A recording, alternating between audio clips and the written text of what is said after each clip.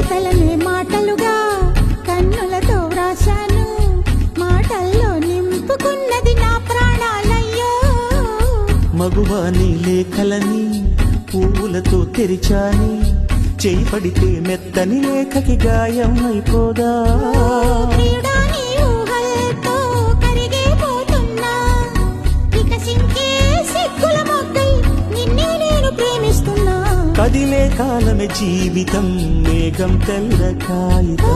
వ్రాసే నీకే ముందుగా మదిలో మాట తీయగా, చంద్రుడు సూర్యుడు వార్తాహరులంట. రేపవలు ఎప్పుడైనా లేఖలు నిన్నే చేరునోయ్. కదిలే కాలమే జీవితం, మేఘం తెల్ల కాగితం.